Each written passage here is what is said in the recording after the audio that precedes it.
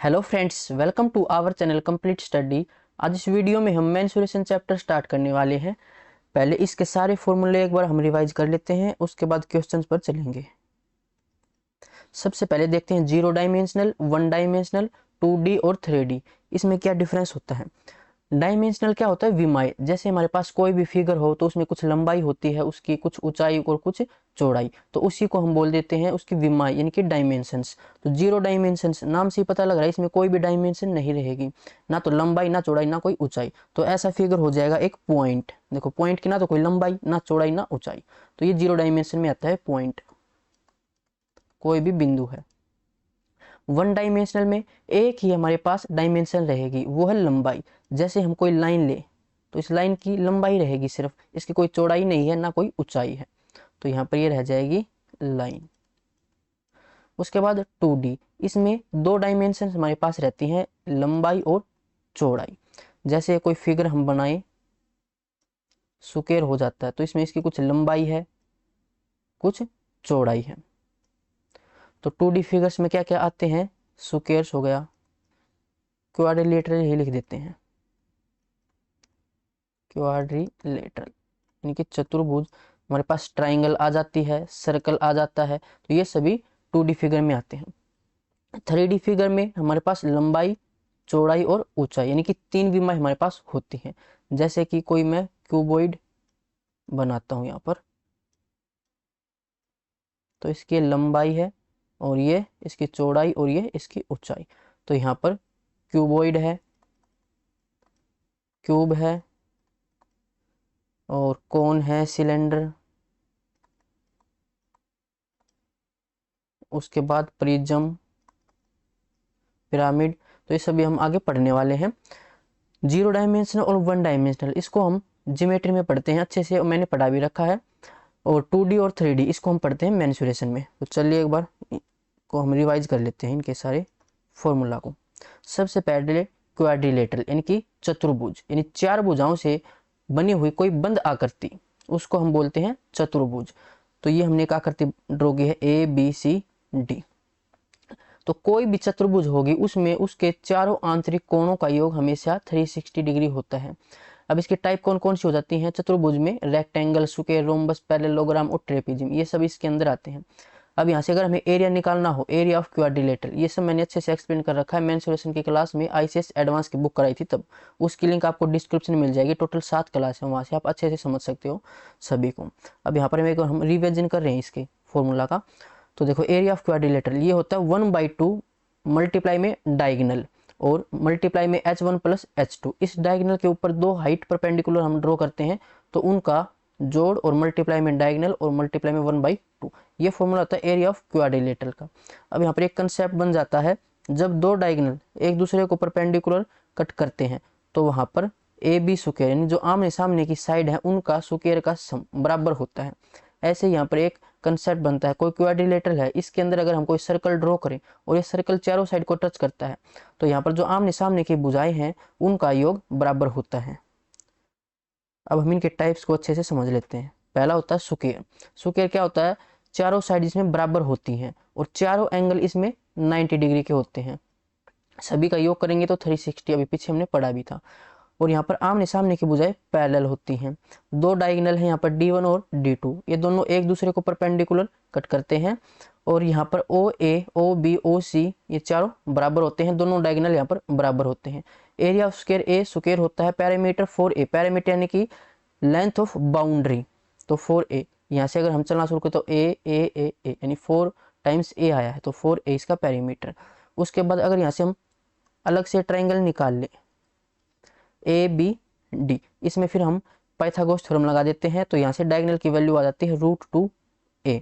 उसके बाद यहाँ पर जो हमारे चार ट्राइंगल हैं, जैसे ये 1, ये 2, ये 3 और ये 4, तो इन चारों ट्राइंगल का एरिया बराबर होता है, 1:1:1 होता है। अगर स्क्वायर का एरिया 4 रेशियो है तो, यानी जो स्क्वायर का एरिया उसका 4 टाइम्स इस ट्राइंगल का एरिया होता है। उसके बाद यहाँ से हम देखें स्क्वायर के चारों तरफ एक सर्कल है, इसको हम बोलते हैं सरगम सर्कल, जो बाहर की तरफ होती है। तो इसमें सर्कल की रेडियस क्या हो जाएगी, इस डायगोनल का हाफ डायगोनल हमें अभी देखा था √2a होता है, तो इसका हाफ। ये है इन सर्कल, स्क्वायर के अंदर है कोई सर्कल तो उसको इन सर्कल बोलते हैं। जो सर्कल अंदर होगी किसी फिगर के तो वो इन सर्कल, बाहर होगी तो सरगम सर्कल। तो यहाँ पर रेडियस निकाले तो साइड का हाफ है ये, तो यानी a/2। यहाँ पर देख लेते हैं रेक्टेंगल। रेक्टेंगल यानी कि आयत। यहाँ पर आमने सामने की जो भुजाएं होती हैं वो बराबर होती हैं और पैरेलल होती हैं। इसमें भी चारों एंगल 90 डिग्री के बराबर होते हैं, दोनों डायगोनल बराबर होते हैं। और यहाँ पर स्क्वायर और रेक्टेंगल में एक डिफरेंस है, यहाँ पर जो डायगोनल है वो एंगल बाइसेक्टर नहीं होते।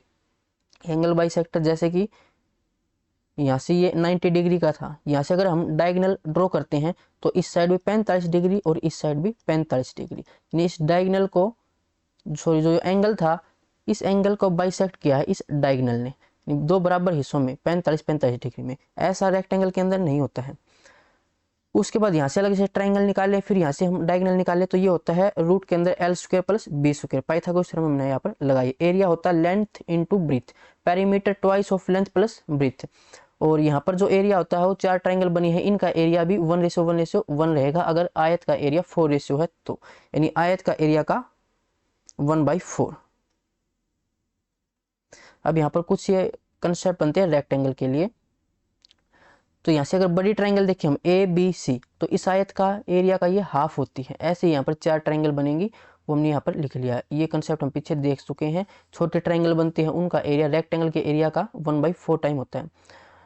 और यहाँ से देखें अंदर रेक्टेंगल के कोई भी P पॉइंट है तो यहाँ पर AP² और फिर CP² बराबर BP² + DP²।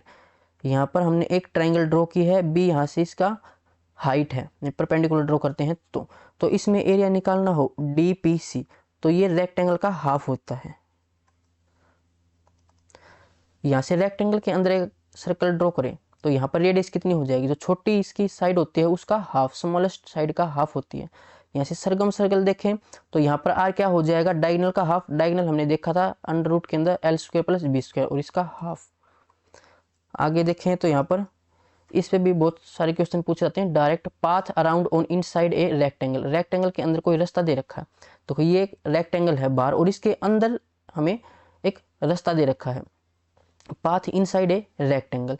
तो इस रास्ते का अगर हमें क्षेत्रफल निकालना हो तो कैसे निकालेंगे, इसका डायरेक्ट फॉर्मूला है ट्वाइस ऑफ विड्थ। ये जो W है ये रास्ते की चौड़ाई है, तो 2W मल्टीप्लाई में L + B - 2W। अगर अंदर की तरफ रास्ता है तो -2W, अगर बाहर की तरफ रास्ता है तो +2W, ये याद रखना है। उसके बाद crossing road inside a rectangle, अगर यहाँ से कोई क्रॉसिंग में रास्ता बनता है तो उसका एरिया कैसे निकालेंगे, तो ये हो जाएगा, यहाँ पर 2 नहीं होता और अंदर की तरफ है तो माइनस तो आएगा ही, और यहाँ पर 2 की जगह सिर्फ W और मल्टीप्लाई में L + B - W। आगे चलते हैं, पैरेललोग्राम और रोम्बस के बीच डिफरेंस। पैरेललोग्राम क्या होता है, जो हमारा रेक्टेंगल होता है अगर उसको हम थोड़ा सा टेढ़ा कर दें तो ये पैरेललोग्राम बन जाता है। ऐसे ही स्क्वायर को अगर थोड़ा सा टेढ़ा कर दें तो ये रोम्बस बन जाता है। आमने सामने की भुजाएं बराबर होती हैं और पैरेलल होती हैं, और यहाँ पर जो एंगल होते हैं हमारे आमने सामने के वो बराबर होते हैं। हम ज्योमेट्री में पढ़ते हैं, जैसे कोई 2 लाइन है और उसको तीसरी लाइन कट करती है तो वहाँ पर बहुत सारे एंगल बनते हैं, वो सब मैंने ज्योमेट्री के अंदर सिखा भी रखा है, ICSE एडवांस बुक कराई थी तब। तो जैसे ये एडजस्ट एंगल है तो इन दोनों का जोड़ कितना होता है 180 डिग्री। तो ऐसे ही समझाया कि B और C का जो जोड़ है वो 180 डिग्री हो जाएगा। ऐसे ही यहाँ पर जो दोनों डायगोनल है वो इंटरसेक्ट करते हैं O पॉइंट पर, तो AO बराबर OC, OB बराबर OD। और यहाँ पर दोनों डायगोनल बराबर नहीं होते, एक डायगोनल बड़ा रहेगा एक डायगोनल छोटा रहेगा, लेकिन रेक्टेंगल के अंदर दोनों डायगोनल बराबर होते थे। यहाँ पर अगर हमें एरिया निकालना हो तो इसका फॉर्मूला होता है बेस इंटू हाइट। जो बेस है उसके कोरस्पॉन्डिंग अगर हमें हाइट दे रखी होगी तो उसकी मल्टीप्लाई कर देंगे। यहाँ पर एक कंसेप्ट याद रखना, जो दोनों डायगोनल है उनका स्क्वायर का सम बराबर होगा ट्वाइस ऑफ उनकी जो साइड है उसके स्क्वायर के सम के। रोम्बस में रोम्बस वही है, यहाँ पर चारों साइड बराबर रहती हैं क्योंकि स्क्वायर में भी तो बराबर रहती हैं, स्क्वायर को थोड़ा सा टेढ़ा कर रखा है बेस। जो आमने सामने के एंगल है वो बराबर होंगे और जो एडजस्ट एंगल है उनका सम 180 डिग्री होता है। यहाँ पर भी डायगोनल बराबर नहीं रहेंगे, एक डायगोनल बड़ा एक डायगोनल छोटा। एरिया निकालना हो तो दोनों डायगोनल की मल्टीप्लाई और डिवाइड में 2। यहाँ पर सेम देखो यही रह जाएगा, दोनों डायगोनल का स्क्वायर का सम करेंगे तो ट्वाइस ऑफ साइड का स्क्वायर का सम। यहाँ पर साइड दोनों तरफ A² + A², तो ये हो जाएगा कितना ट्वाइस ऑफ A², उसका स्क्वायर करेंगे तो 4A², सो 2 की मल्टीप्लाई करेंगे तो 4A²। आगे चलते हैं ट्रेपेजियम। ट्रेपेजियम की ये आकृति हो जाएगी, यहाँ पर देखो जो साइड हैं चारों ही साइड अलग अलग हैं, यहाँ पर ये ए है, ये बी है, ये एल, ये L2, L1 और L2 दोनों पैरेलल हैं। तो इसमें एरिया निकालना हो तो क्या फॉर्मूला होता है, 1/2 मल्टीप्लाई में सम ऑफ पैरेलल लाइन, दो लाइन यहाँ पर हमें पैरेलल दिखाई देंगी, उनका सम करना है, और मल्टीप्लाई में perpendicular distance between parallel line, parallel line के बीच में परपेंडिकुलर ड्रा करेंगे तो उसकी कुछ हाइट हो गया, इसको हमने h डिनोट कर लिया है। तो इसका फॉर्मूला 1/2 L1 + L2 और मल्टीप्लाई में h। उसके बाद ट्रायंगल देखते हैं, राइट एंगल ट्रायंगल यानी कि समकोण त्रिभुज, इसमें एक एंगल 90 डिग्री का होता है, ट्रायंगल के सभी एंगल्स का सम होता है 180 डिग्री। तो यहाँ पर एंगल है, इसके सामने जो साइड होती है उसको हम हाइपोटेन्यूज बोलते हैं, ये बेस हो जाएगा, ये परपेंडिकुलर हो जाएगा। पाइथागोरस थ्योरम का आपको पता ही है, हाइपोटेन्यूज स्क्वायर बराबर base square plus perpendicular square. ये कुछ ट्रिपलेट हैं, इनको याद कर लेना, डायरेक्ट इन पर क्वेश्चन आते हैं। 3 4 5, 5 12 13, 7 24 25, 8 15 17, 9 40 41, 12 35, 37, 20 21 29, सभी के सभी बहुत इंपॉर्टेंट है ये। इसमें एरिया अगर हमें निकालना हो ट्रायंगल का तो 1/2 बेस इंटू हाइट, यहाँ पर पेरीमीटर निकालना हो तो पेरीमीटर होता है लेंथ ऑफ बाउंड्री की लंबाई, तो P + B + H हो जाएगा, तीनों साइड का सम। अगर यहाँ से हमें इन रेडियस देखनी हो, इस ट्रायंगल के अंदर अगर हम कोई सर्कल ड्रॉ करें और तीनों साइड को टच करती हो तो उसकी रेडियस क्या हो जाएगी, P + B - H/2, और सरगम रेडियस हो जाएगी हाइपोटेन्यूज डिवाइड में 2। और यहाँ पर ये ट्रायंगल दे रखी है, इसमें एक एंगल तो 90 डिग्री फिक्स है और एक एंगल 30 डिग्री तो दूसरा 60 डिग्री। ये हम हाइट एंड डिस्टेंस चैप्टर पढ़ने वाले हैं, सारे क्वेश्चन डायरेक्ट सोल्व हो जाएंगे इस कंसेप्ट से। अगर 30 डिग्री के सामने साइड x है तो 60 डिग्री के सामने √3x रहेगी और 90 के सामने 2x रहेगी। ऐसे ही 45 सेम एंगल है तो साइड भी इनके सामने वाली सेम रहेगी, इसके सामने x तो इसके सामने भी x, और 90 के डिग्री के सामने √2x। अगर ये 15 डिग्री एंगल है और ये 75 डिग्री, तो 15 डिग्री के सामने अगर साइड √3 - 1x है तो 75 के सामने √3 + 1x रहेगी, और 90 डिग्री के सामने 2√2x। उसके बाद इक्विलेटरल ट्रायंगल यानी कि समबाहु त्रिभुज, जिसमें दो साइड बराबर, समबाहु त्रिभुज यानी जिसमें तीनों साइड बराबर होती हैं। तो इसमें एरिया निकालना हो तो √3a²/4, और हाइट निकालनी हो तो √3a/2 हाइट हो जाएगी। परपेंडिकुलर लाइन को ड्रॉ करें किसी पॉइंट से सामने वाली साइड पर। इन रेडियस, इसमें इन रेडियस हो जाएगी a/2√3, या इसको बोल देते हैं हम h/3। अगर h की वैल्यू यहाँ से इसमें पुट करेंगे तो ये आ जाएगा a/2√3, a यहाँ पर इसकी साइड है। सरगम रेडियस हो जाएगी a/√3। देखो इसका ये डबल है, तो कई बार ये क्वेश्चन पूछ लिया जाता है कि इक्विलेटरल ट्रायंगल में सरगम रेडियस और इन रेडियस के बीच जो रेशियो है वो कितनी होती है, 2:1। उसके बाद आइसोस्केलस ट्रायंगल यानी कि समद्विबाहु त्रिभुज, जिसमें दो भुजाएं बराबर होती हैं। तो इसमें एरिया का फॉर्मूला ये हो जाएगा 1/2 बेस इंटू हाइट, इसमें हाइट हमें निकालनी होगी।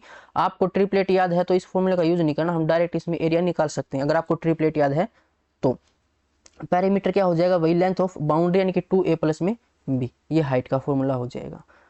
उसके बाद स्केलन ट्रायंगल यानी कि विषमबाहु त्रिभुज, जिसमें तीनों ही साइड अलग अलग होती हैं। तो उसमें एरिया कैसे निकालते हैं, उसमें एरिया निकालते हैं हीरोन्स फॉर्मूला से। हीरोन्स फॉर्मूला हो जाएगा √s मल्टीप्लाई में s - a multiply s - b multiply s - c। s क्या है, अब ये है सेमी पैरामीटर यानी कि पैरामीटर का हाफ, a + b + c, ये पैरामीटर होता है, इसका हाफ कर देंगे। उसके बाद इसमें इन रेडियस होती है area by s, Sargam radius होता है ABC डिवाइड में 4 इंटू एरिया। यहाँ से एक कंसेप्ट और समझ सकते हो, बहुत सारे क्वेश्चन में काम आएगा ये। एरिया ऑफ ट्रायंगल ABC ये होता है 1/2 BC sin C।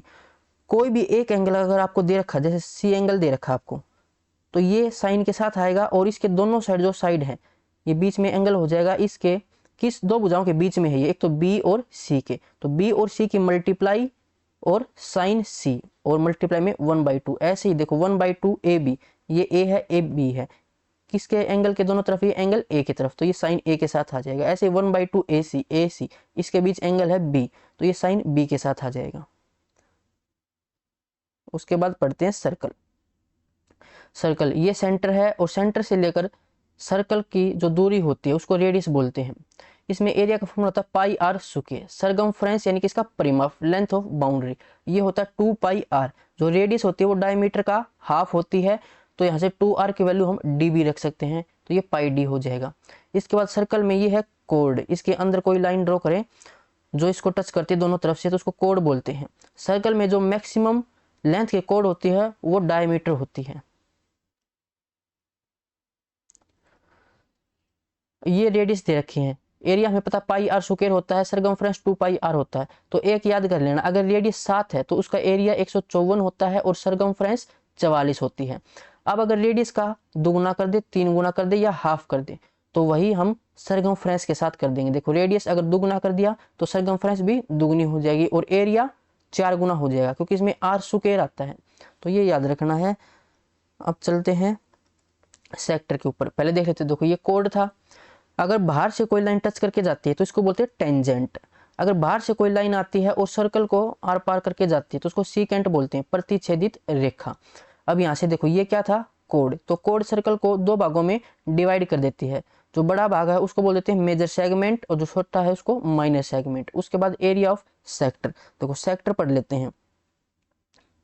ये सेंटर है सर्कल का और ये रेडियस, ये भी रेडियस, और ये हो जाएगी इसकी आर्क। ये रेडियस है, ये भी रेडियस है और ये आर्क की लेंथ। तो इसको बोलते हैं हम, सर्कल में से कोई हिस्सा हमने काट लिया है तो ये सेक्टर हो जाएगा, यानी कि त्रिज्या खंड। तो त्रिज्या खंड के ऊपर ये एक रेशियो आप याद रखना। सर्कल का आपको पता है, देखो इसकी चाप कितनी है सेक्टर की, एल, ये एल है। और सर्कल की जो लेंथ होती है वो कितनी होती है, लेंथ ऑफ बाउंड्री, वो 2 पाई आर होती है। तो सेक्टर की लेंथ डिवाइड में सर्कल की लेंथ। ऐसे ही अगर मैं इस सेक्टर का एरिया मान लेता हूँ एक्स है, एक्स मान लिया या फिर इसको ए मान लो, आपकी मर्जी, कुछ भी। सेक्टर का एरिया मैंने एक्स मान लिया, डिवाइड में सर्कल का एरिया पाई आर स्क्वायर हो जाएगा। सर्कल का जो एंगल है, सॉरी सेक्टर का जो एंगल है वो थीटा है, ये थीटा, डिवाइड में सर्कल का एंगल कितना होता है, सर्कल तो कंप्लीट एंगल यानी कि 360। तो ऐसे कंपेयर करके इसको लिख लेना, ऊपर सर्कल के बारे में, सॉरी सेक्टर के बारे में और नीचे सर्कल के बारे में। तो ये रेशियो आप याद रखना, ये जो तीनों रेशियो ये बराबर होती हैं। इसी से हमारे सारे फॉर्मूला बन जाते हैं। जैसे हमें एरिया निकालना हो सेक्टर का तो हमें पता है ये एक्स एरिया है, तो यहाँ से थीटा डिवाइड में 360, यहाँ पे पाई आर स्क्वायर डिवाइड में है तो यहाँ पर मल्टीप्लाई में हो जाएगा। तो वो एरिया ऑफ सेक्टर का फॉर्मूला बन जाता है pi r square multiply theta divide में 360। अगर हमें पेरीमीटर का फॉर्मूला निकालना हो तो 2 पाई आर को इस साइड डिवाइड कर देंगे। तो सारे फॉर्मूला इससे ड्राइव हो जाते हैं, इस रेशियो को आपको याद रखना है। अब चलते हैं अगली स्लाइड पर। अब पढ़ लेते हैं हम 3D। सबसे पहले क्यूब। क्यूब क्या होता है, घन। देखो ये हमने क्यूब ड्रा किया है जिसमें लंबाई, चौड़ाई और ऊंचाई तीनों बराबर हो तो उसको हम क्यूब बोलते हैं।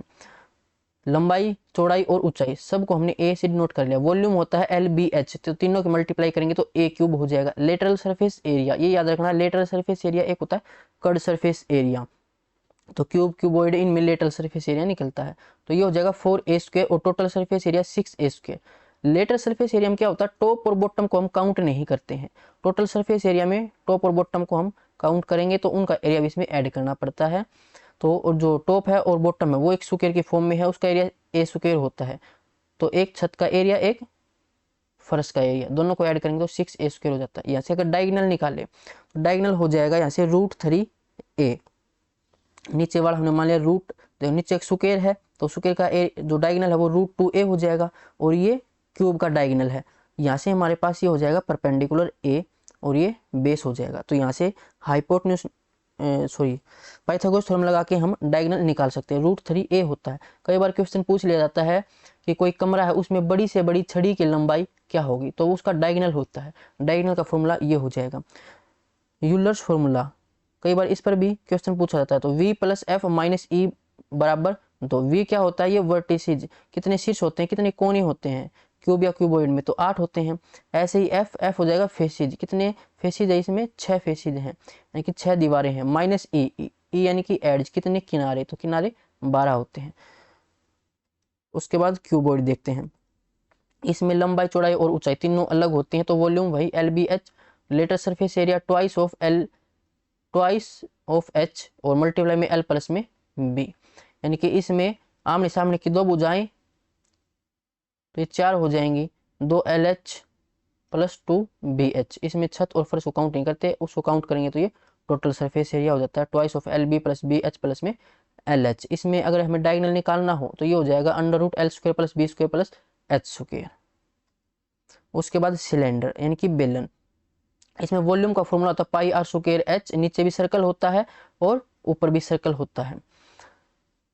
कर्व सरफेस एरिया, इसमें दोनों सर्कल काउंट नहीं करते, तो इसमें 2πRh हो जाएगा। टोटल सरफेस एरिया निकालेंगे तो टॉप और बॉटम एरिया को काउंट करेंगे, यानी कि इसका टॉप और बॉटम में सर्कल है तो ऊपर भी सर्कल नीचे भी सर्कल, सर्कल का एरिया πr², 2 सर्कल है तो 2πr², इसमें ऐड करेंगे, इसको कॉमन निकाल लिया। उसके बाद कोण यानी कि शंकु, शंकु में नीचे एक सर्कल का बेस होता है, तो वॉल्यूम 1/3 πr²h, जो सिलेंडर का वॉल्यूम होता है उसका 1/3 होता है इसका कोण का। इसमें curve surface area πrl, L क्या होता है सैलेंट हाइट, तो यहाँ से पाइथागोरस थ्योरम लगा के हम एल निकाल सकते हैं, r² प्लस में h² हो जाएगा। टोटल सरफेस एरिया, इसमें बेस का एरिया ऐड कर देंगे, बेस में सर्कल था। उसके बाद देखते हैं स्फेयर और हेमिस्फेयर, यानी कि गोला और अर्धगोला। तो आपको पता होना चाहिए, एक सर्कल होता है एक स्फेयर होता है, इनमें दोनों में डिफरेंस क्या होता है। जो सर्कल होता है वो 2D फिगर है, जो स्फेयर है वो 3D फिगर है।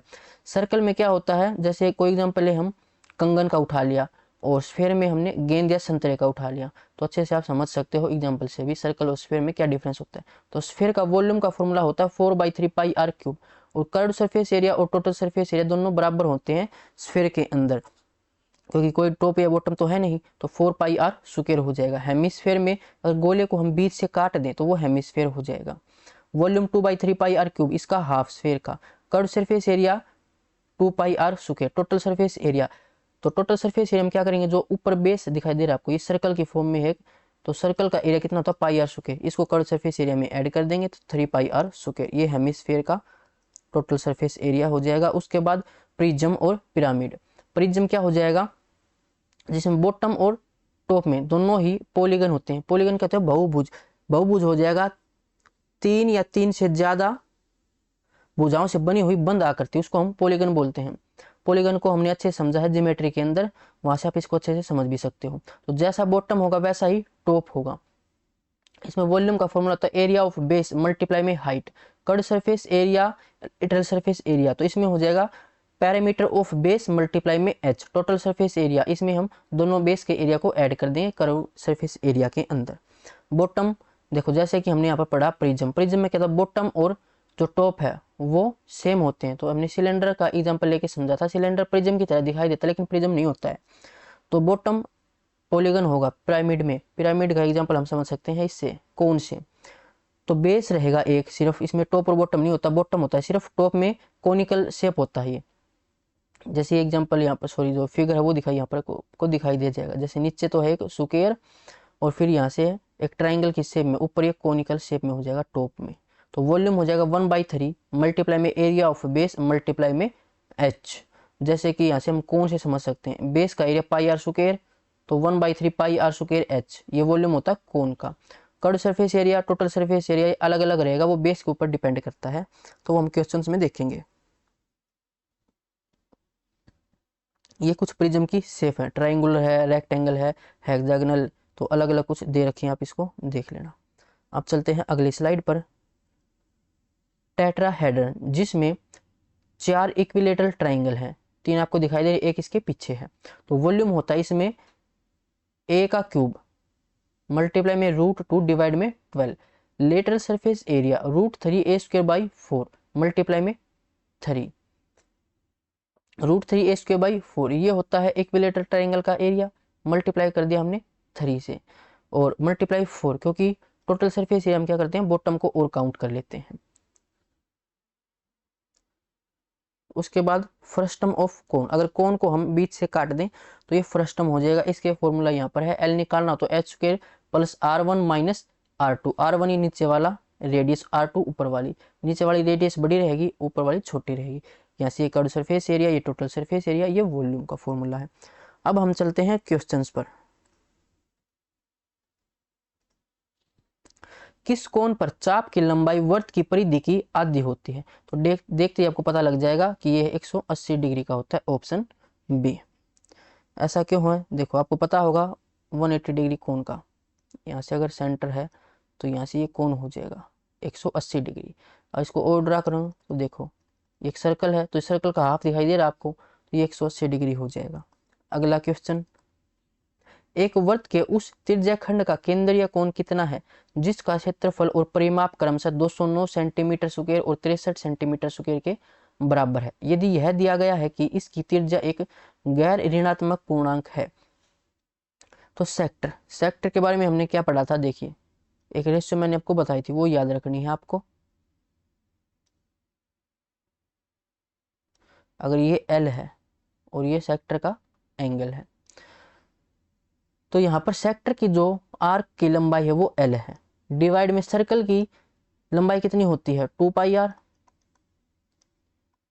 सेक्टर का एंगल थीटा है, तो सर्कल का एंगल 360 डिग्री। सर्कल का जो सेक्टर का एरिया वो मैंने ए मान लिया, तो डिवाइड में सर्कल का एरिया पाई आर स्क्वायर। तो इन तीनों की जो रेशियो होती है वो बराबर होती है। अब हमारे पास क्या क्या गिवन है, एक तो एरिया गिवन है और एक परिमाप। सेक्टर का परिमाप कितना हो जाएगा, पेरीमीटर। ये रेडियस होती है, ये भी रेडियस। पेरीमीटर मैंने बताया कि लेंथ ऑफ बाउंड्री, यानी कि R plus L plus R, तो ये हो जाएगा 2r प्लस में एल। तो ये कितना दे रखा हमें 63 सेंटीमीटर। और उसके बाद हमारे पास एरिया है, थीटा हमारे पास नहीं है, तो इन दोनों इक्वेशन को अगर मैं बराबर रख लूं तो ये कितना आ जाएगा, एल डिवाइड में 2 पाई आर बराबर ए। एरिया हमारे पास है ही, कितना है एरिया 209, 209 डिवाइड में पाई आर स्क्वायर।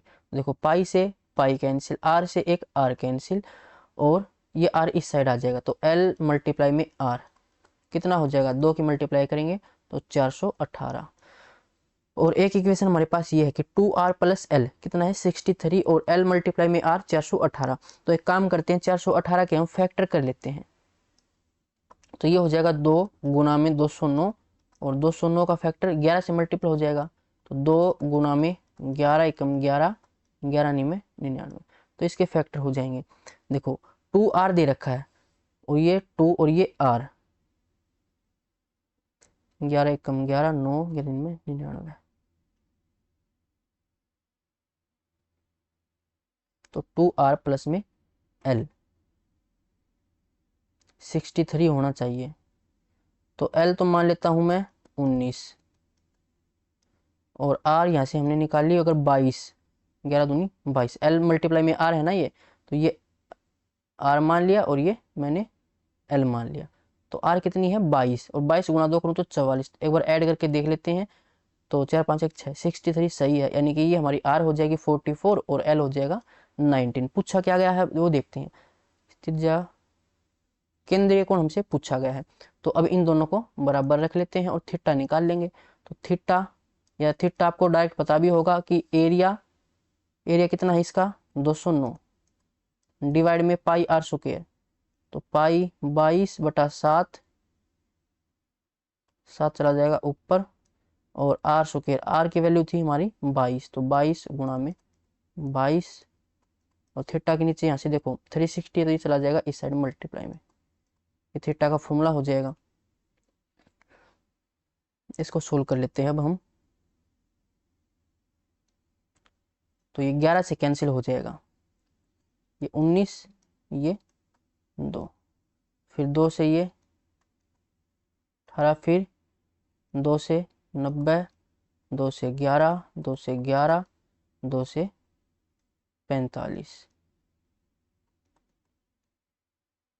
7 पंजे 35, 3 7 चौके 28, और 3 31, तो यह जाएगा 19 पंजे 95, 9 19 एकम 19, 9 28, 2 ये 59, और डिवाइड में 121।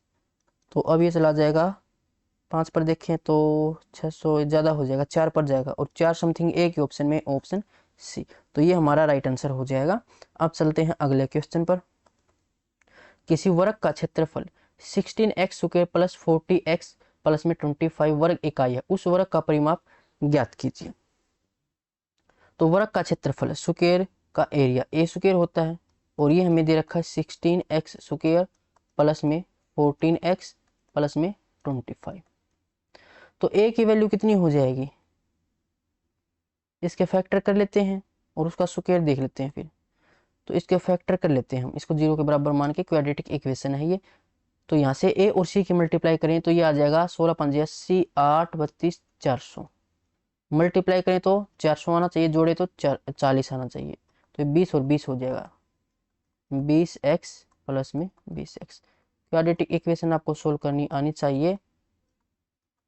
तो ये आ जाएगा कितना, यहाँ से कॉमन ले हम 4x, तो बचेगा 4 प्लस में 4x प्लस में 5, और यहाँ से कॉमन ले लेते हैं 5, तो 4x प्लस में 5। तो देखो 4x प्लस 5 कॉमन ले लिया, अंदर बचा 4x प्लस 5। तो ए स्क्वायर किसके बराबर दे रखा आपको, 4x प्लस 5 स्क्वायर के। तो ए की वैल्यू कितनी आ जाएगी, 4x प्लस में 5। पूछा क्या गया है, परिमाप, परिमाप होता है 4a के बराबर। तो 4a की वैल्यू है 4x प्लस में 5। तो यहाँ से ऑप्शन में ऐसा कुछ है नहीं, तो यहाँ पर 12 रखते हैं, 2 की मल्टीप्लाई कर देते हैं अंदर, तो ये आ जाएगा 2 मल्टीप्लाई 8x प्लस में 10। तो ऑप्शन डी हो जाएगा। अब चलते हैं अगले क्वेश्चन पर। 3 सेंटीमीटर, 4 सेंटीमीटर, 5 सेंटीमीटर भुजाओं वाले एक समकोण त्रिभुज को एक शंकु बनाने के लिए 3 सेंटीमीटर वाले भुजा के परित घुमाया जाता है। इस प्रकार बने शंकु का आयतन क्या होगा। देखो 3, 4, 5, ये आपको पता है कि ट्रिपलेट होती है। बोला गया है कि जो 3 सेंटीमीटर की साइड है उसको उसके चारों तरफ घुमा के, तो ये बन जाएगा कुछ इस तरह से, एक ट्राइंगल है, ये हो जाएगा 3, ये 4 और ये 5, और इस 3 साइड के चारों तरफ में घुमा के ये बनाना है। ऐसे घुमाएंगे तो ये कोण बन जाएगा एक।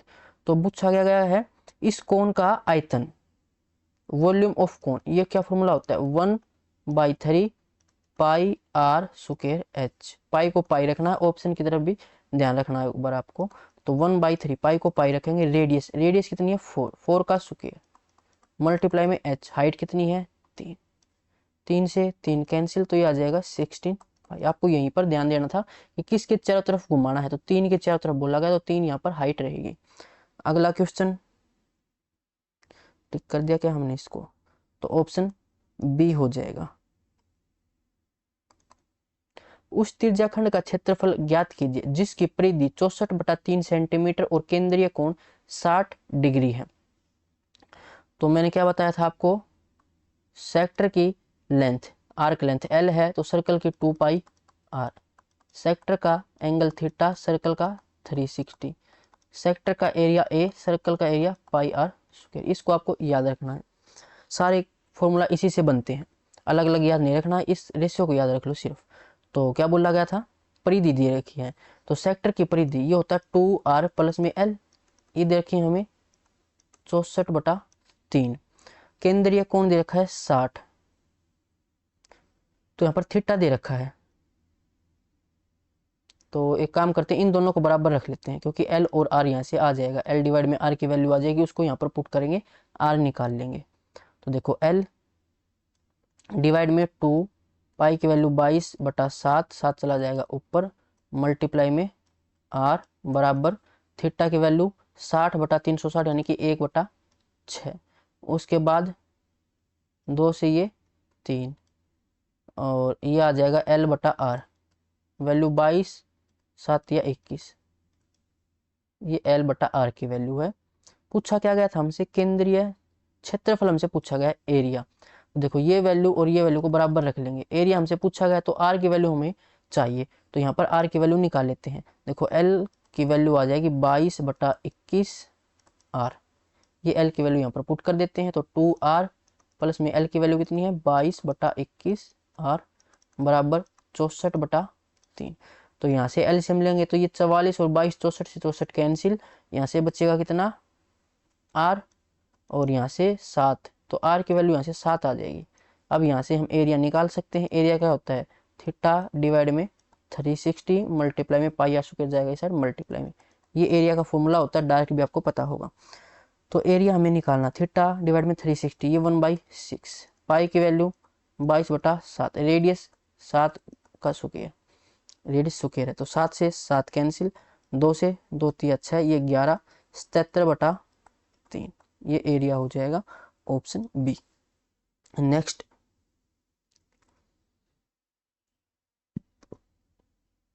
20 सेंटीमीटर, 12 सेंटीमीटर, 10 सेंटीमीटर आयाम वाले घनाभ को 3 कट द्वारा 8 समान टुकड़ों में काटा जाता है। सभी टुकड़ों का कुल पृष्ठीय क्षेत्रफल कितना है। तो हमें क्यूबॉइड को बराबर 3 बार काटना, जिससे कि 8 समान टुकड़े हो जाएं। तो एक बार हम बना लेते हैं क्यूबॉइड।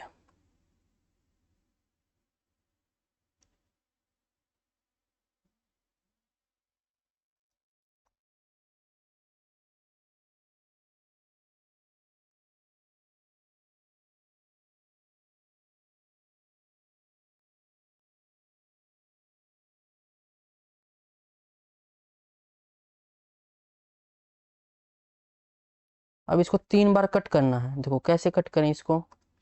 एक बार तो यहाँ से कट कर लेते हैं, यहाँ से हमने कट कर दिया, और एक बार ऐसे कट कर देते हैं।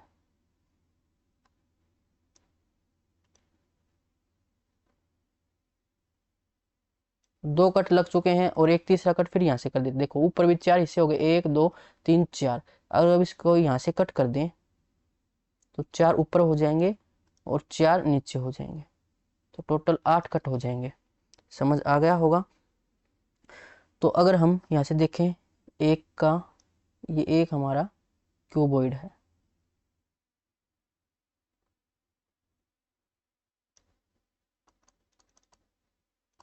तो इसकी लंबाई कितनी हो जाएगी। जो बड़ा वाला था इसकी लंबाई थी 20, तो छोटे वाले की लंबाई 10, और इसकी ऊंचाई थी 10, तो इसकी ऊंचाई कितनी हो जाएगी, हाथ दी 5, और चौड़ाई थी इसकी ये 12, तो इसकी चौड़ाई हो जाएगी 6। हमें क्या निकालना, सभी टुकड़ों का कुल पृष्ठीय क्षेत्रफल। टुकड़े कितने हैं 8, तो 8 से मल्टीप्लाई, और टोटल सरफेस एरिया कितना होता है, twice of L B plus B H plus में एल एच। तो 8 गुना 2 16 एल बी, तो ये हो जाएगा 10 गुना 6 60 प्लस में बी एच 30 और एल एच 50। तो ये आ जाएगा 80 8 6 14 140 गुना में 60। 15 का स्क्वायर 225, 1 224, 1 0 22 40। ऑप्शन ए हो जाएगा। अगला क्वेश्चन, 5 इकाई त्रिज्या वाले एक वृत्त में से सबसे बड़े क्षेत्रफल वाला एक आयत काट कर निकाला जाता है, शेष भाग का क्षेत्रफल कितना है।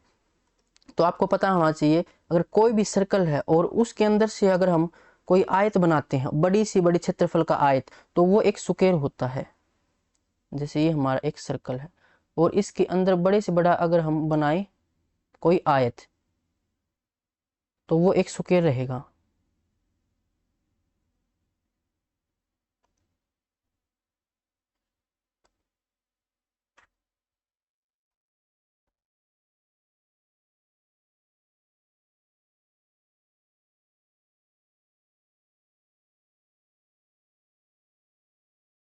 पांच इकाई त्रिज्या वाले, तो यहां से अगर इसका सेंटर है तो इसकी रेडियस कितनी है 5, और यहां से लेकर यहां तक ये भी तो रेडियस है 5। तो स्क्वायर का डायगोनल कितना हो जाएगा, ये 10, और स्क्वायर का डायगोनल का फॉर्मूला होता है √2a। अगर साइड यहाँ पर इसकी a है स्क्वायर की, तो इसका डायगोनल है, और डायगोनल की वैल्यू कितनी है 10, तो साइड कितनी आ जाएगी 10/√2। पूछा क्या गया है, त्रिज्या वाले एक वृत्त में से सबसे बड़े क्षेत्रफल वाला एक आयत काट कर निकाल लिया जाए तो शेष भाग का क्षेत्रफल, यानी कि ये क्षेत्रफल हमें निकालना है, ये वाला। तो कैसे निकालेंगे, अगर सर्कल का एरिया में से स्क्वायर का एरिया माइनस कर दें तो निकल कर आ जाएगा। तो सर्कल का एरिया, इसका फॉर्मूला क्या होता है पाई आर स्क्वायर, और ऑप्शन देखें तो सभी में पाई की वैल्यू को सोल्व नहीं किया गया है। तो पाई आर स्क्वायर, रेडियस कितनी है 5, 5 का स्क्वायर 25, तो ये हो जाएगा सर्कल का एरिया। माइनस करेंगे स्क्वायर का एरिया, स्क्वायर का एरिया ए स्क्वायर, ए की वैल्यू इतनी है, तो ये आ जाएगा 100/2 यानी कि 50। अब यहाँ से 25 कॉमन निकाल लेते हैं, बचेगा पाई -2। तो ये है ऑप्शन डी के अंदर। अगला क्वेश्चन, एक बेलन का वक्र पृष्ठीय क्षेत्रफल दूसरे बेलन के वक्र पृष्ठीय क्षेत्रफल से 350% के बराबर है।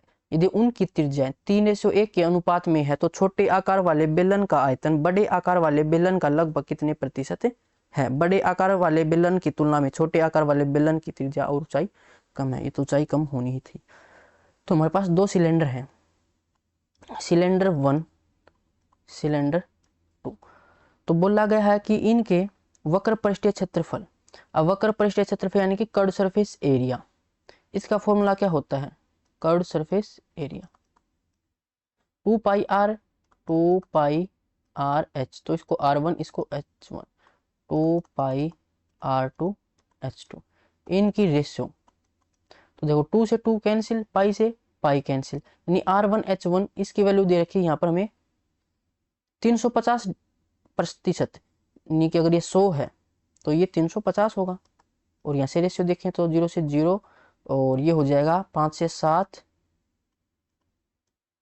5 दूनी 10, तो ये 7 क्या है R1 H1 की मल्टीप्लाई, 2 क्या है R2 H2 की मल्टीप्लाई। फिर बोला गया कि उनकी त्रिज्याएं, तो रेडियस कितनी है 3:1 में, तो यहाँ से हाइट कितनी आ जाएगी इनकी, R1 H1 की वैल्यू 7 है और R 3 है, तो H कितना आ जाएगा 7/3, और यहाँ से H कितना आ जाएगा 2/1, और हाइट की अगर मैं रेशियो निकालूं तो देखो 7:3 दूनी 6 आ जाएगी, ये इनकी हाइट की रेशियो है। पूछा क्या गया है, तो छोटे आकार वाले बेलन का आयतन बड़े आकार वाले बेलन का लगभग कितने प्रतिशत है, आयतन हमसे पूछा गया है।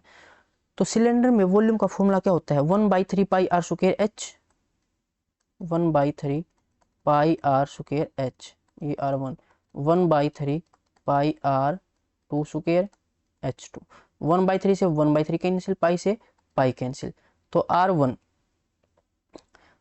यहाँ से R था 3, 3 का स्क्वायर 9, 9 गुना में 7, तो इसका हो जाएगा 9 गुना में 7, रेशियो यहाँ से R2, R की वैल्यू 1, 1 का स्क्वायर 1, और H है 6, यानी कि 6 आ जाएगा ये, 3 से 3 दूनी 6, 3 तिया 9, तो ये आ जाएगा 3 7 21 रेशियो 2। अब देखो पूछा क्या गया था, छोटे आकार वाले बेलन का आयतन बड़े आकार वाले बेलन का लगभग कितने प्रतिशत है। तो छोटा आयतन कौन था, जिसकी रेडियस कम थी, यानी कि इस साइड वाला, ये छोटा था L, ये छोटा है, तो ये 2 और नीचे 21, इसका कितने प्रतिशत, मल्टीप्लाई में 100, तो ये 200 हो जाएगा। अब 10 मल्टीपल देखें तो 210 जाता, लेकिन 10 से छोटा यानी कि नो समथिंग होना चाहिए, नो समथिंग एक ही ऑप्शन में है, ऑप्शन डी, ये हमारा राइट आंसर होगा। अब चलते हैं अगले क्वेश्चन पर। एक अर्धगोलाकार लकड़ी के कटोरे की भीतरी और बाहरी त्रिज्या क्रमशः 6 सेंटीमीटर और 8 सेंटीमीटर है, इसकी पूरी सतह को पॉलिश किया जाना है और पाई सेंटीमीटर स्क्वायर को पॉलिश करने की लागत 50 रुपए है, कटोरे को पॉलिश करने में कितना खर्चा आएगा। तो देखो ये हो जाएगा हेमिस्फेयर,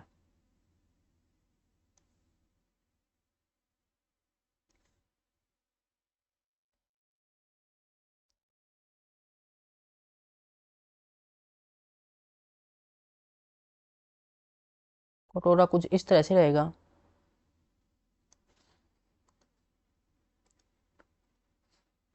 तो भीतरी जो रेडियस है, अगर यहाँ पर सेंटर है इसका, तो यहाँ तक ये जो रेडियस है ये कितनी है 6 सेंटीमीटर की, और ये अगर ये सेंटर हमारा यहाँ से,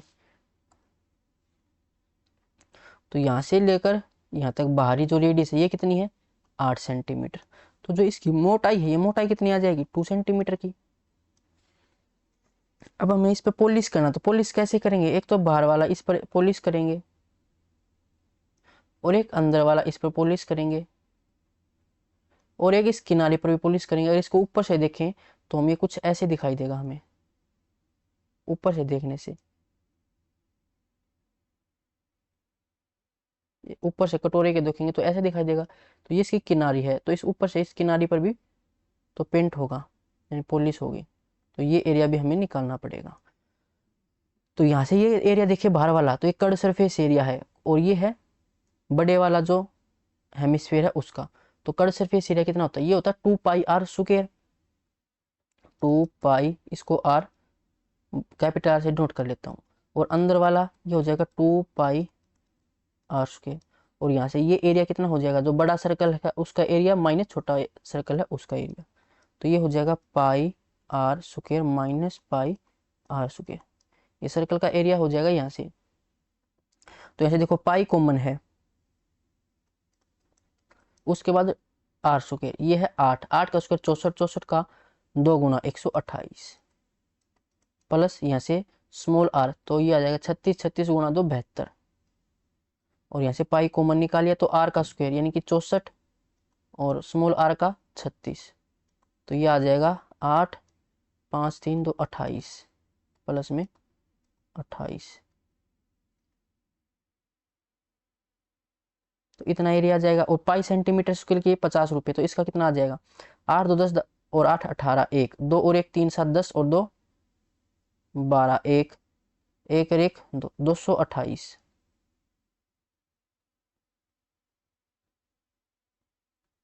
8 2 10 8 18, 1 2 और 1 3 और 7 10 और 2 12, तो 228 पाई सेंटीमीटर स्क्वायर है ये एरिया। और पाई सेंटीमीटर स्क्वायर के लिए 50 रुपये, तो इतने सेंटीमीटर स्क्वायर के लिए 50 से मल्टीप्लाई, तो ये 0 5 8 40 4 10 4 14 1 10 और 1 11, तो 11 400, ऑप्शन बी हो जाएगा। अगला क्वेश्चन, इसमें से हमसे पूछा गया इनकरेक्ट, इनकरेक्ट कौन सा है, तो area of sector 1/2 arc length multiply में आर। अब सेक्टर का एरिया क्या होता है, रेशियो में याद है, L/2πr बराबर θ/360 बराबर A/πr स्क्वायर। तो एरिया हमें निकालना है, तो इन दोनों को कंपेयर कर लेते हैं, तो ये आ जाएगा L मल्टीप्लाई में पाई आर स्क्वायर डिवाइड में 2πr, पाई से पाई कैंसिल, आर से आर कैंसिल, तो ये आ जाएगा LR/, ये एरिया है। तो देखो यही तो है 1/2 और मल्टीप्लाई आर्क लेंथ मल्टीप्लाई में आर, तो ये तो सही है। उसके बाद radius of in circle of an equilateral triangle, तो ये अगर साइड S है तो S/2√3, ये हमने अभी पढ़ा भी था पीछे, अगर हमने रिवाइज किया था फॉर्मूला तब, तो ये भी सही है। उसके बाद बोला गया था arc length of an arc, the length of an arc central angle made by the arc और डिवाइड में 360 मल्टीप्लाई में पाई आर स्क्वायर, यानी L की वैल्यू हमें निकालनी है। तो ये कैसे आएगा, तो देखो यहाँ पर इन दोनों को कंपेरिजन किया, थीटा डिवाइड में 360 और यहाँ से L निकालनी है, तो 2πr की मल्टीप्लाई आएगी, लेकिन यहाँ पर दे रखा पाई आर स्क्वायर की मल्टीप्लाई, लेकिन यहाँ पर आनी थी 2πr, यानी कि तो गलत है, तो गलत हमें छाटना था, तो ऑप्शन सी इसका राइट आंसर हो जाएगा। और अगर हम डी को भी देखें तो इसने दे रखा कि circle are congruent if they have same radius while similar circle में हैव डिफरेंट रेडियस, तो सही बात है, ये मैंने कॉन्ग्रुएंट और सिमिलर ये आपको बहुत अच्छे से समझा रखा है, वो क्लास आपको डिस्क्रिप्शन में मिल जाएगी। सिमिलर में क्या होता है, जो शेप है शेप तो सेम रहेगी, और जो साइज है वो साइज डिफरेंट हो सकता है, तो ये सर्कल अगर बड़ी है तो ये छोटी रहेगी, तो छोटी है तो रेडियस अलग अलग रहेगी। कॉन्ग्रुएंट में क्या होता है कि साइज सेम होता है दोनों का, दोनों सर्कल का साइज सेम रहेगा तो रेडियस भी सेम रहेगी। अगला क्वेश्चन, दो समरूप त्रिभुजों के क्षेत्रफल का औसत 706.5 मीटर स्क्वायर है, जिनके परिमाप 6:11 के अनुपात में है, दोनों त्रिभुजों के क्षेत्रफल में अंतर का 20% हमें निकालना है। तो यहाँ से आपको एक कंसेप्ट पता होना चाहिए सिमिलर ट्राइंगल के लिए। अगर दो ट्राइंगल में यहाँ पर ड्रॉ करूं ABC PQR, सिमिलर में क्या होता है, ट्राइंगल छोटी बड़ी हो सकती हैं, बराबर भी हो सकती हैं। तो यहाँ से जो उनके कोरस्पोंडिंग साइड की रेशियो है, जैसे मैं AB को लूँ इसमें पहले में, तो दूसरे में PQ, उसके बाद BC, तो ये QR, ऐसे ही यहाँ से AC, ये PR डिवाइड में, और इनका पेरीमीटर, इसको मैं P1 से मान लेता हूँ, इसका पेरीमीटर P2 से, ऐसे ही जो इनकी मीडियन रहेगी एंगल बाइसेक्टर, तो उनकी जो रेशियो होती है वो सेम रहती है, जो इन दोनों की जो रेशियो आएगी, इनकी और इनकी सब की सेम रेशियो रहती है। और जो एरिया होता है इनका, area of triangle ABC divide में एरिया ऑफ ट्राइंगल PQR, तो ये एरिया हो जाएगा इन साइड की रेशियो का स्क्वायर, AB डिवाइड में PQ का स्क्वायर। अब इसकी रेशियो और पेरीमीटर की रेशियो सेम है, तो इसकी जगह पेरीमीटर भी आ जाएगा, और पेरीमीटर की रेशियो हमारे पास है 6:11, तो 6:11 यहाँ पर रखें, उसका स्क्वायर करें तो ये आ जाएगा एरिया कितना 36/121, ये इनकी एरिया की रेशियो आ जाएगी दोनों की। और दोनों एरिया का हमें एवरेज दे रखा है, तो सम कितना आ जाएगा, 2 से मल्टीप्लाई कर देते हैं, तो 2 × 12 और 1 13, 2 7 14, तो 1413 ये टोटल एरिया है। और हमारा रेशियो में एरिया कितना आया है टोटल 6 और 1 7, 6 और 1 7, 3 और 2 5, 157 रेशियो किसके बराबर है 1413 के। पूछा गया है दोनों त्रिभुजों के क्षेत्रफल में अंतर का 20%, तो डायरेक्ट रेशियो का अंतर कर लेते हैं। 11 में से 6 माइनस करेंगे 5, फिर 11 में से 3 माइनस करेंगे 8, 85 अंतर, और इसका 20% की 1/5, तो ये आ जाएगा 17। तो 17 की वैल्यू हमें निकालनी है। ये इसका कितना मल्टीपल है, 7 से 3 बन सकता है कितने पर, 9 से, 9 से 63, 6 5 के 15 नहीं में 135 और 6, ठीक है। तो ये इसका 9 मल्टीपल हो जाएगा, तो 17 का भी 9 मल्टीपल कितना आ जाएगा 153, और ये है ऑप्शन सी के अंदर। अगला क्वेश्चन, अगर आपको कंसेप्ट पता है तो क्वेश्चन जल्दी सोल्व हो जाते हैं, मैं कंसेप्ट को भी साथ साथ समझा रहा हूँ तब टाइम लग रहा है। एक वृत्त के अंदर दो समान वृत्त इस प्रकार बनाए जाते हैं कि वृत्त की विपरीत भुजा प्रत्येक वृत्त का व्यास बनाती है। यदि वृत्त का शेष क्षेत्रफल 42 सेंटीमीटर है तो प्रत्येक वृत्त के व्यास की माप कितनी होगी। देखो कोई सर्कल है हमारे पास, सॉरी स्क्वायर है, और इस स्क्वायर से हमें सर्कल ड्रॉ करना है। और सर्कल कैसे ड्रॉ करना है देखते हैं। जैसे ये साइड है,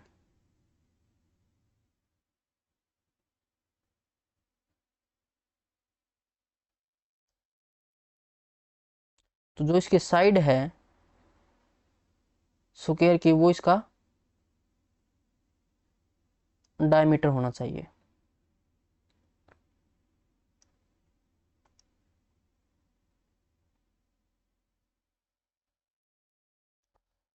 तो कुछ इस तरह से ये फिगर बनाया गया है। वृत्त के अंदर दो समान वृत्त इस प्रकार बनाए जाते हैं कि वृत्त की विपरीत भुजा, तो ये विपरीत भुजाएं हैं, ये साइड और ये साइड दोनों अपोजिट हैं। भुजा प्रत्येक वृत्त का व्यास बनाता है, इसका डायमीटर हो जाएगा, सही है। तो बोला कि यदि वृत्त का शेष क्षेत्रफल, तो शेष क्षेत्रफल है ये वाला, ये क्षेत्रफल, ये क्षेत्रफल हमें दे रखा है, तो ये क्षेत्रफल हम कैसे निकालेंगे। स्क्वायर का एरिया, अगर साइड ए मान लूं तो स्क्वायर का एरिया ए स्क्वायर माइनस में एक तो ये हेमी सर्कल है, एक हेमी सर्कल ये है, तो दोनों को मिलाकर एक कंप्लीट सर्कल हो जाएगा। तो सर्कल का एरिया ये होता है पाई आर स्क्वायर। अब यहाँ से रेडियस कितनी हो जाएगी इसकी a/2, तो पाई आर स्क्वायर यानी a/2 r है, तो इसका स्क्वायर करेंगे a स्क्वायर डिवाइड में 4, ये इनका डिफरेंस है। और ये हमें 42 के बराबर दे रखा है। तो यहाँ से अगर मैं a स्क्वायर कॉमन निकाल लूँ तो यहाँ से बचेगा 1, माइनस में ये हो जाएगा 22/7, और ये 4, 2 से 2 ये 11, ये 42 के बराबर। तो यहाँ से आ जाएगा 7 गुणा 2 14, 14 में से 11 माइनस करेंगे तो 13,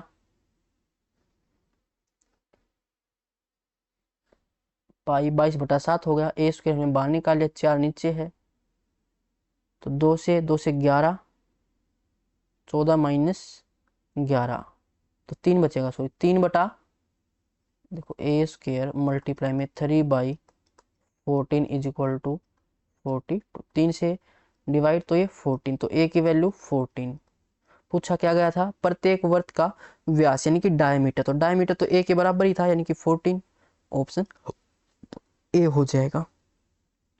अगला क्वेश्चन, दो गोलों के व्यासों का अनुपात 1:4 दिया गया है।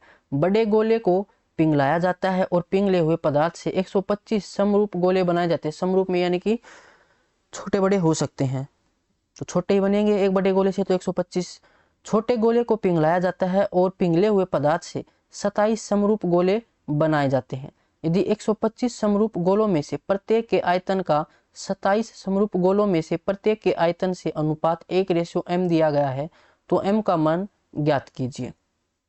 दो स्फीयर हमारे पास हैं और उनका अनुपात डायमीटर का, तो स्फीयर 1 और स्फीयर 2, इसमें डायमीटर की जो रेशियो है वो 1:4 है, यानी कि डायमीटर बड़ा है ये छोटा है। तो इनकी रेडियस की रेशियो कितनी हो जाएगी 1/2:2।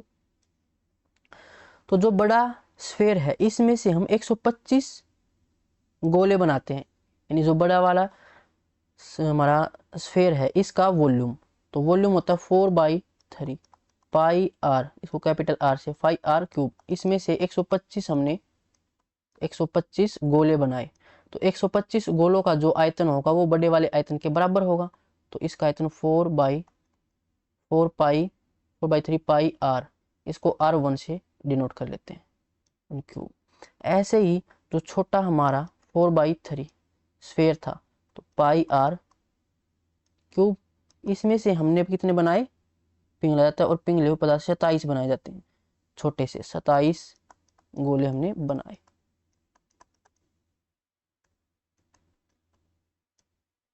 तो बोला गया जो 125 गोले हमने बनाए हैं उसमें से एक गोला, तो एक गोले का वॉल्यूम कितना आ जाएगा, 125 को इस साइड डिवाइड कर देंगे, यानी 4/3 पाई आर क्यूब डिवाइड में 125।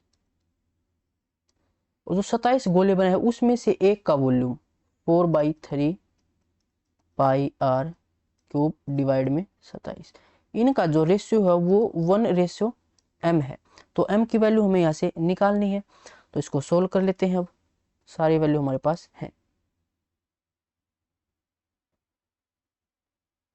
4/3 से 4/3 कैंसिल, पाई से पाई कैंसिल,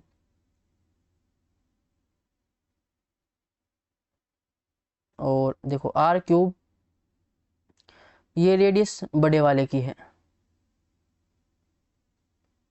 जो कि रेडियस 2, तो 2 का क्यूब करेंगे तो 8, नीचे 125, यहाँ से आर क्यूब, तो ये है 1/2, 1/2 का क्यूब 1/8, 8 चला जाएगा ऊपर।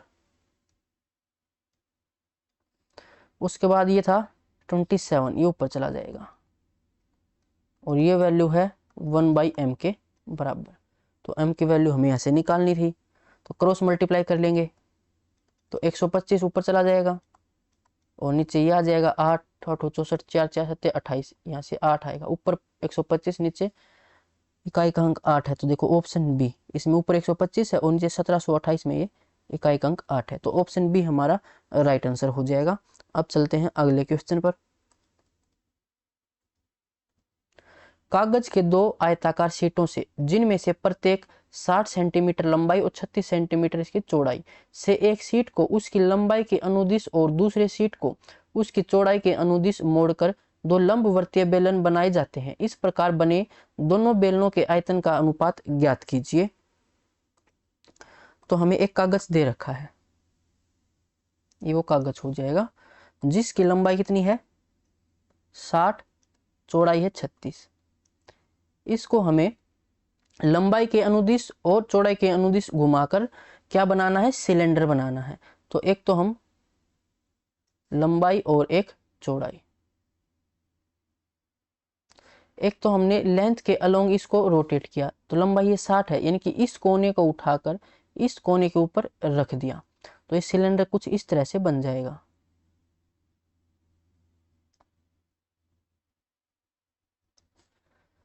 देखो जो इसकी लंबाई है, ऊंचाई है, जो कागज की चौड़ाई थी वो इस सिलेंडर की ऊंचाई रहेगी 36, लंबाई के अलोंग हमने इसको घुमाया है, तो ये यहाँ से उठकर ये यहाँ चला गया, तो ये गोलाई में बन गया। यानी यहाँ से जो सर्कल है इसकी जो परिधि है, इसका जो सरकमफ्रेंस है वो 2πr है, और ये किसके बराबर हो जाएगा, 60 के बराबर हो जाएगा। फिर अगर हम इसको चौड़ाई के अनुदिश घुमाएं, तो ये कोना उठाकर हम इस कोने पर रख दें, तो ये नीचे वाला जो सरकमफ्रेंस रहेगी सर्कल की वो हो जाएगी, तो ये कुछ इस तरह से बन जाएगा। ऐसे घुमाया तो लंबाई कितनी हो जाएगी, ऊंचाई सिलेंडर की ये 60 हो जाएगी, और नीचे सर्कल है इसकी सरकमफ्रेंस कितनी हो जाएगी, अब 36 हो जाएगी। तो यहाँ से r कितना हो जाएगा 60 डिवाइड में 2π, और यहाँ से r कितना हो जाएगा 36 डिवाइड में 2π।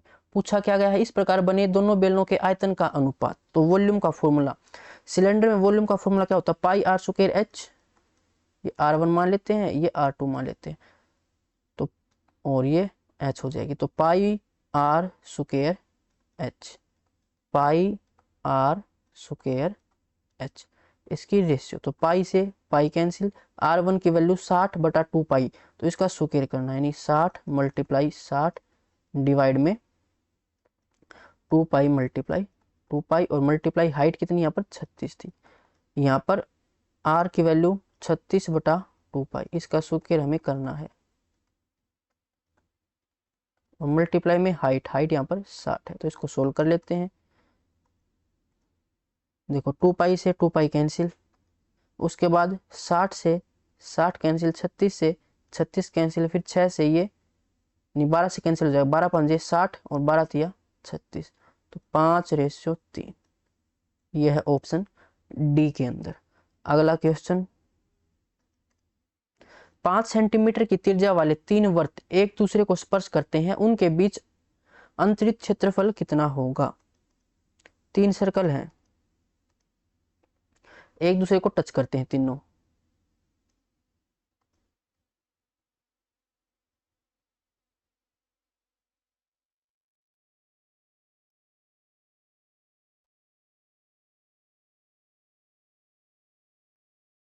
कुछ इस तरह से हो जाएंगे। तो इनके बीच अंतरित क्षेत्रफल, इनके बीच क्षेत्रफल कौन सा हो जाएगा, ये क्षेत्रफल, ये हमें निकालना है। तो कैसे निकालेंगे, देखो इनका सेंटर ये है सर्कल का,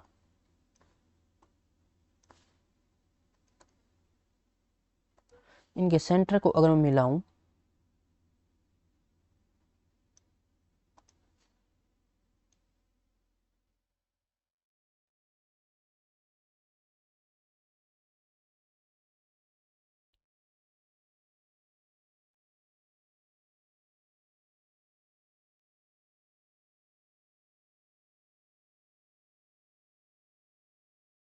तो देखो एक ये बन जाएगा हमारा सेक्टर, ये वाला,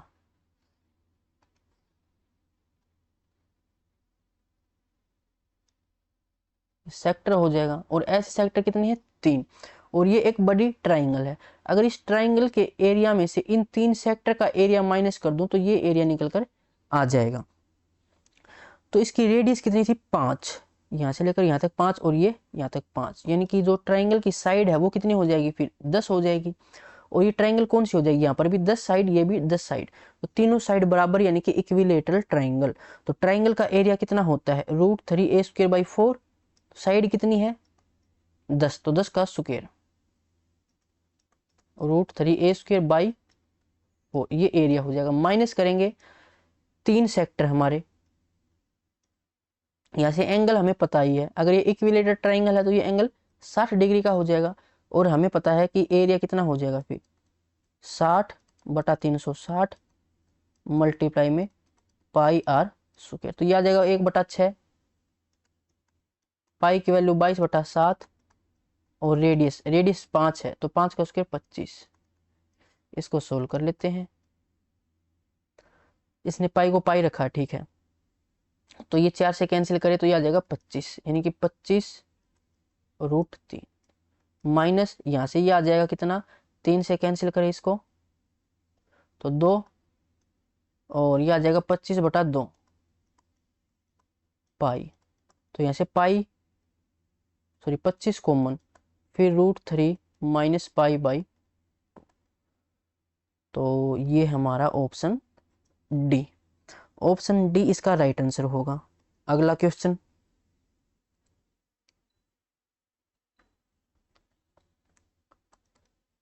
15 सेंटीमीटर व्यास वाला एक गियर 21 सेंटीमीटर व्यास वाले गियर को घुमा रहा है। छोटे गियर के 105 चक्कर लगाने पर बड़े गियर से ने कितने चक्कर लगाए हैं। गियर का आपको पता ही होगा, ऐसे सर्कल के फॉर्म में होते हैं और ऐसे ऐसे होते हैं, ये देखिए ये होंगे आपने, ऐसे ये गोलाई में रहेंगे। फिर एक छोटा गियर है, तो उसके कांटे इसके अंदर ऐसे फंसे हुए होंगे, वो इसको घुमा रहा है, छोटा वाला, कुछ इस तरह से है वो। तो आपको ये पता होना चाहिए, जो इसकी, ये किसकी फॉर्म में रहेगा, सर्कल की फॉर्म में, तो जो इसका सरकमफ्रेंस होता है उसकी रेशियो इसके जो टर्न्स है उसकी रेशियो के अपोजिट होता है। सरकमफ्रेंस कितना होता है, 2πr, तो इसको r1 से इसको r2 से इनकी रेशियो निकाल लेते हैं, तो 2 से 2 कैंसिल, पाई से पाई कैंसिल। तो व्यास दे रखा 15 सेंटीमीटर पहले का, तो इसकी रेडियस कितनी हो जाएगी, 15/2, और इसकी रेडियस फिर 21/2। रेशो निकले 2 से 2 कैंसिल, 3 से 3 5 15, 3 7 21। ये क्या है, इनकी सर्कमफ्रेंस की रेशियो। तो इनके रिवॉल्यूशन की रेशियो इनके अपोजिट यानी कि 7:5। अब यहाँ पर हमने 15 व्यास लिया था यानी कि छोटा सर्कल था ये, और ये बड़ा सर्कल था, बड़ा गियर था। यहाँ पे दे रखा कि छोटे गियर का टर्न 105, तो छोटा गियर ये यानी कि 7।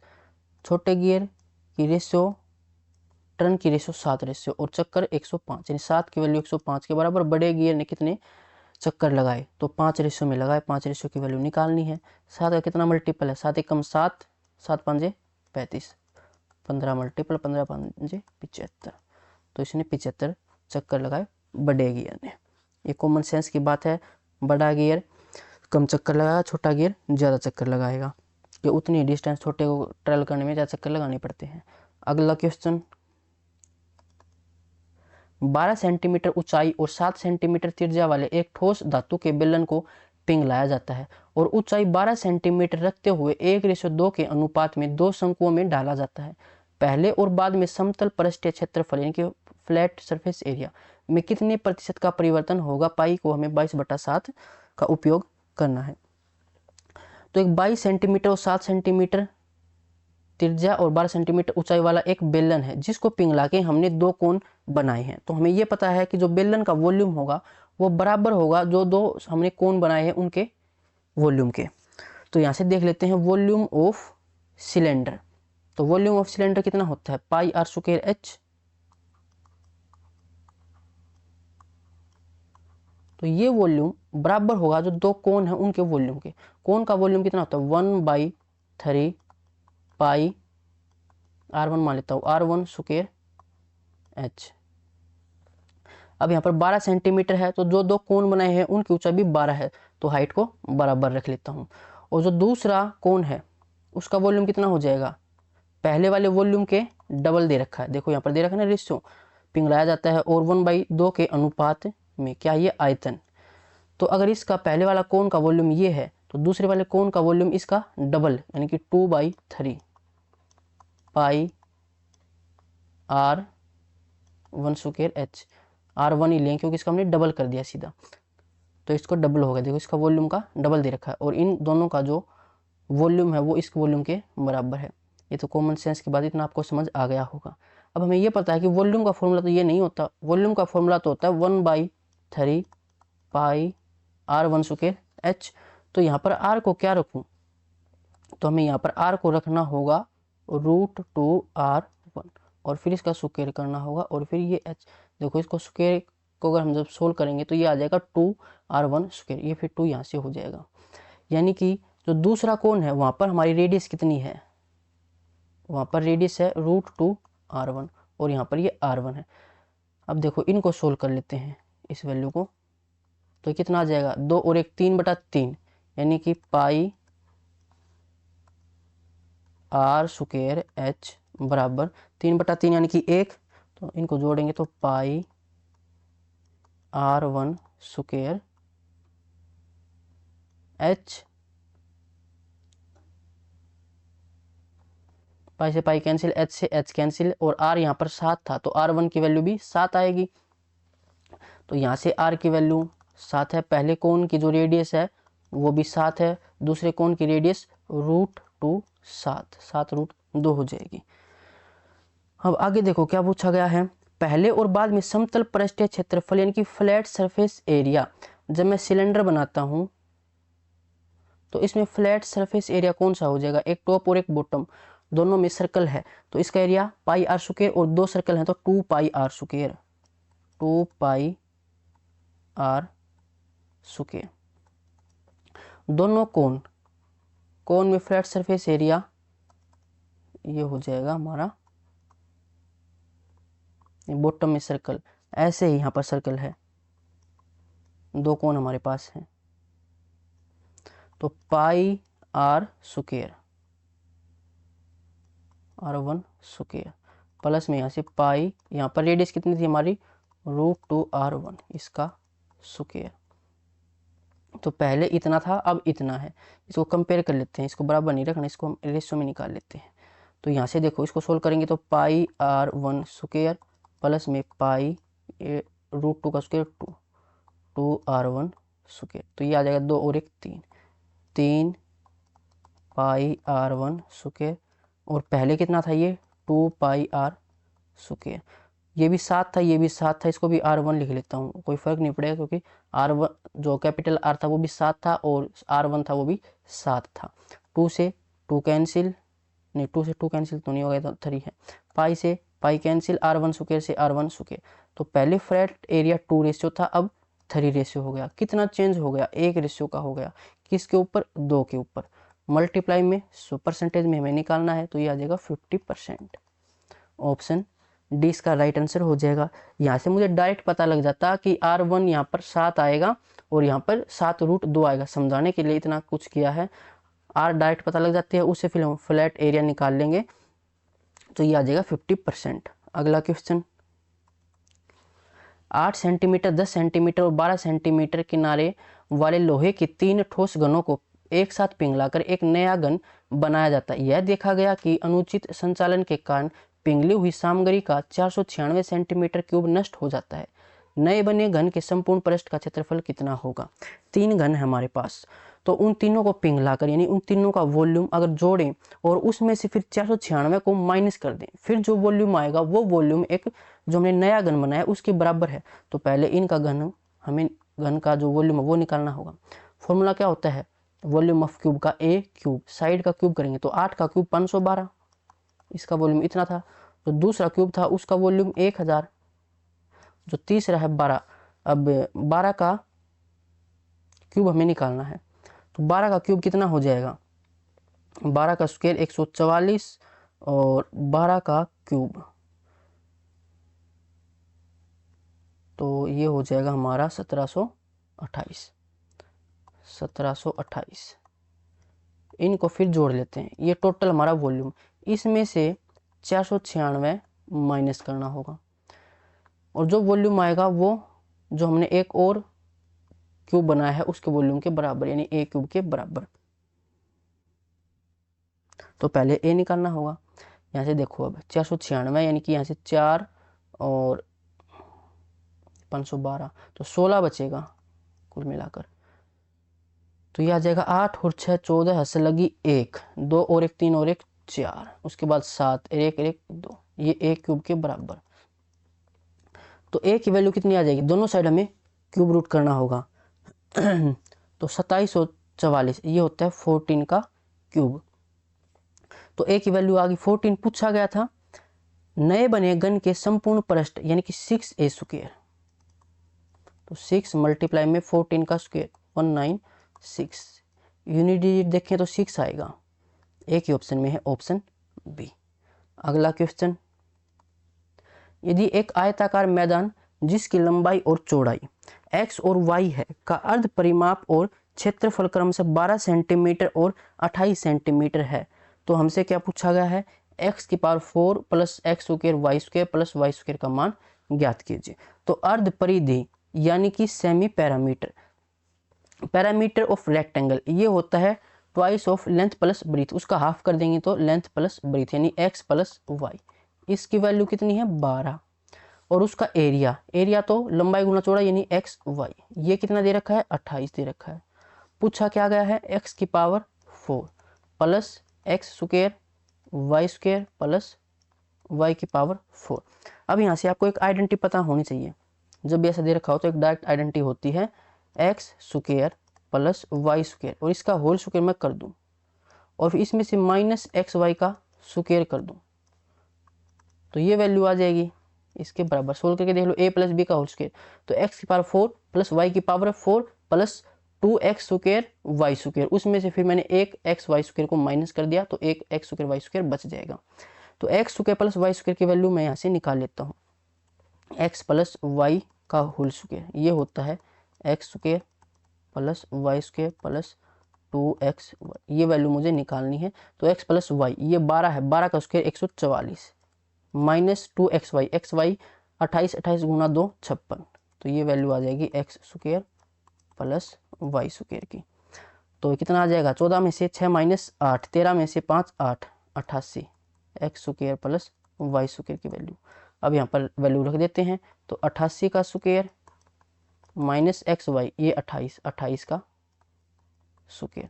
तो 88 का स्क्वायर, ये 100 से 12 कम है, तो 88 में से ही 12 माइनस कर दें तो 76, और फिर यहाँ पर 2 डिजिट में कितना कम था, 12, 12 का स्क्वायर 144, तो ये 144, लेकिन यहाँ पर 2 डिजिट रखनी थी तो एक यहाँ पर 6 में ऐड हो जाएगा, तो ये हो जाएगा 7744। इसमें से माइनस करना है हमें 28 का स्क्वायर। अब 28 का स्क्वायर कितना होता है, तो ये होता है 784, तो इसमें से माइनस कर देते हैं, तो ये आ जाएगा 0, ये 6, और ये आ जाएगा 9, ये 6, तो 69 60, ऑप्शन बी हो जाएगा।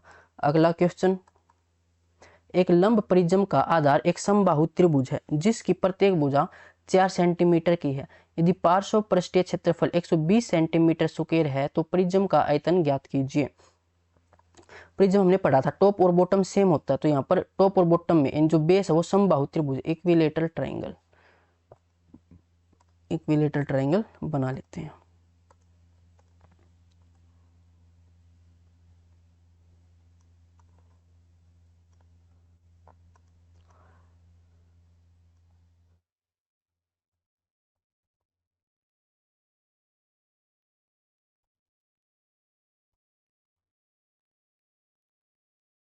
कुछ इस तरह से प्रिज्म बन जाएगा।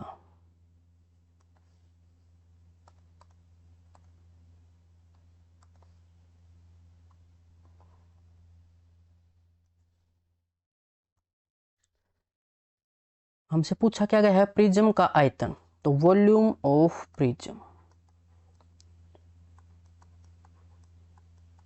इसका फॉर्मूला क्या होता है, जो बेस हमारा बेस का एरिया, तो बेस यहाँ पर कितना है, इक्विलेटरल ट्रायंगल, तो इसका एरिया कितना हो जाएगा, √3a²/4, और मल्टीप्लाई में हाइट। तो हमारे पास क्या है, यहाँ पर साइड है हमारे पास, तो साइड तो यहाँ पर रख लेंगे, लेकिन हाइट नहीं है, तो पहले हाइट निकालनी होगी। और हमें क्या दे रखा है यहाँ पर, lateral surface area, lateral surface area, तो ये कितना होता है, ये तो इसका पेरीमीटर, पेरीमीटर कितना हो जाएगा इसका इक्विलेटरल ट्रायंगल का, 3a, और मल्टीप्लाई में हाइट, तो ये है 120 के बराबर, बराबर 3, साइड कितनी है 4, गुणा में 3 चौके 12 से 12, तो हाइट कितनी आ जाएगी यहाँ से 10। अब हाइट हमारे पास है, वॉल्यूम निकाल सकते हैं, √3/4, ए साइड कितनी थी 4, 4 गुणा 4, हाइट कितनी है 10, 4 से 4 कैंसिल, तो ये आ जाएगा 40√3। यह है ऑप्शन बी के अंदर, तो ऑप्शन बी हमारा राइट आंसर हो जाएगा, ये इसका वॉल्यूम है। तो आज के लिए बस इतना ही, मिलते हैं नेक्स्ट वीडियो में। और ये सारे फॉर्मूला आप एक बार रिवाइज कर लेना, तब अच्छे से समझ आ जाएगा आपको ये चैप्टर। और इसके नोट्स आपको मिल जाएंगे जो अभी हमने समझा है टेलीग्राम चैनल पर, जिसका लिंक डिस्क्रिप्शन में है।